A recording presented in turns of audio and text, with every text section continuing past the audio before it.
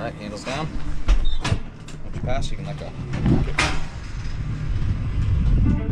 As you leave the start grid on this historic ride, take a look to your left at the main building that is one of the most diverse sports facilities in the world. In the winter, it will accommodate the sliding sports along with biathlon and Nordic skiing, and then in the summer, it will turn into a hiking and mountain biking center. Now look down to your left, which is the finish straightaway of the old sliding track that was used for both the 1932 and 1980 Winter Olympic Games. If you think of historic sports venues from around the world like Wimbledon for tennis or Indianapolis for auto racing, this track on the left is world famous in its own right. 9 decades ago, baseball had Babe Ruth, and bobsledding had Billy Fisk, who won the gold medal here in 1932 in the 4-man bobsled event. The award ceremony took place not far from where you are now. And listen to Fisk comment on winning the gold and the cup. I'm very glad to have been able to win this cup for America, and I hope it stays in this country. 2 Lake Placid residents, Curtis and Hubert Stevens, won the 2-man gold medal in 1932 games, and listen to what they said after they won their gold medal. Very wonderful trip down the slide.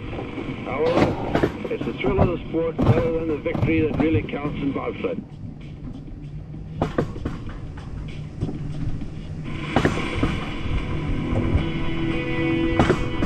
If you look to the left, you will see the new cross-country and biathlon courses that were just built to accommodate the 2023 World University Games that will be staged in Lake Placid. This event will enrich Lake Placid and New York State's Olympic legacy into a second 100-year span. This global event will be staged over 11 days with 13 different sports competing, involving 600 universities, 60 nations, and a total of 3,000 athletes, delegates, and officials.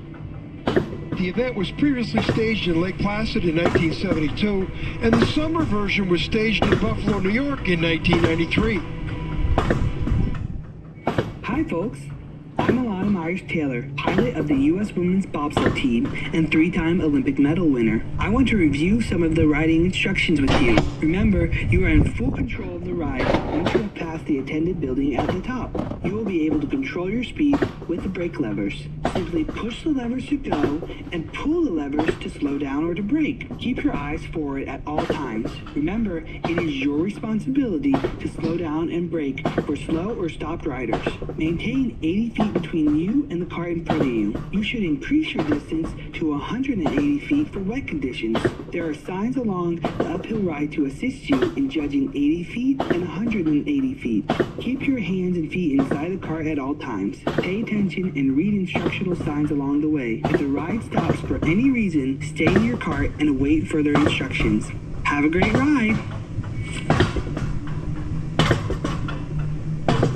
The Mt Van Hoevenberg Olympic bobsled run is nationally significant for its association with the 1932 Winter Olympics and for its role in the development of bobsledding in the United States. Also for its association with the development of Lake Placid as a center for women's sports in the U.S. The bobsled run was constructed in 1930 after Godfrey Dewey was successful in convincing the International Olympic Committee to bring the 1932 Winter Olympic Games to Lake Placid. Dewey was the son of Lake Placid Club founder Melville Dewey, who founded the Dewey Decimal System in our libraries. After persuading the IOC that Lake Placid could offer facilities equal to the best European sites, Dewey was instrumental in securing funding, identifying event sites, and participating in the design and construction of sports facilities. Of the latter, the bobsled run was considered critical, and Dewey promised the committee a first-class run. Despite America's inexperience with bobsled tracks, Dewey succeeded by securing the service of Stanislaus Zielinski, a renowned German course designer who designed a course that was radically different from its European counterparts. After the American team won 2 gold medals and 1 silver in 1932 at the bobsled competitions, the sport was previously unknown in America, but now it captivated the country's interest.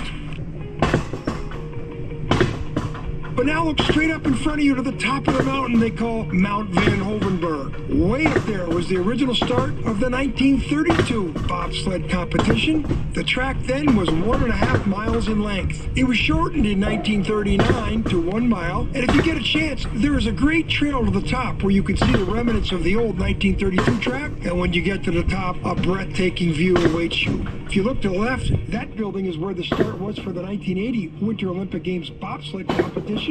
On your right is the new bobsled, luge, and scout and start buildings built in 1999 for the Winter Goodwill Games. And further right, you will see the ski jumps, Whiteface Mountain, the Olympic Arena downtown Lake Placid, and that's where the greatest moment in sport of the 20th century took place in 1980 when a bunch of USA college hockey players beat the mighty Russians in the famous Miracle on Ice. You might have seen that movie Miracle with Kurt Russell.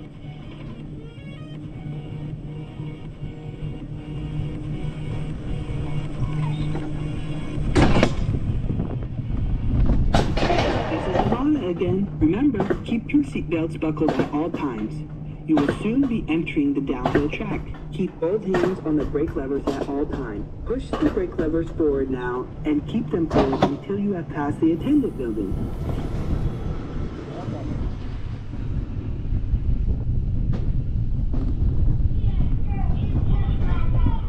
Ladies and gentlemen, now get ready for your ride down this historic track. You'll be going over the top of the same track used for both the 1932 and 1980 Winter Olympic Games. Attention. And they're off down the long straightaway above curve 1. Taking the curve. Approaching curve 2. Taking curve 2. Through on the way to Cliffside. Approaching Cliffside. Taking Cliffside. Cliffside is a corner combination through Cliffside and on the way to curve 6. Approaching curve 6. Taking the curve through on the long straightaway above curve 7. This is where the sleds really started to accelerate.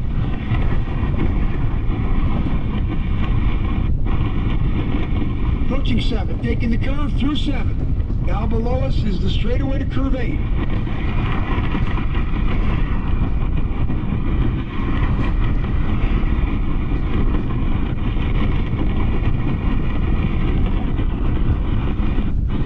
Approaching 8, taking the curve, through 8, on the way to Big Shady. Taking the big curve at Shady, through, and on the long straightaway above Little S. Shady is one of the most famous curves in the world, and the reason they call it Shady, it always was covered in shades to protect it against the sunlight. The G-forces in that curve were incredible. Approaching Little S.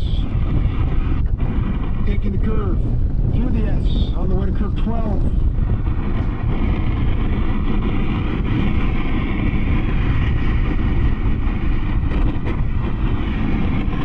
Taking the curve, through 12 and on the way to the world-famous zigzag curve.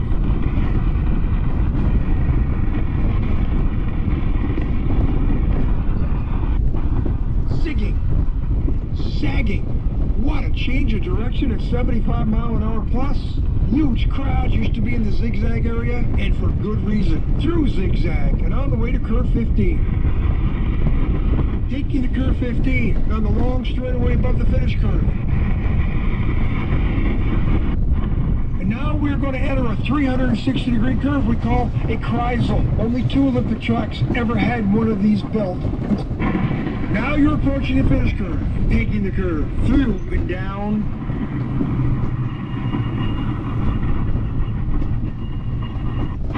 Taking about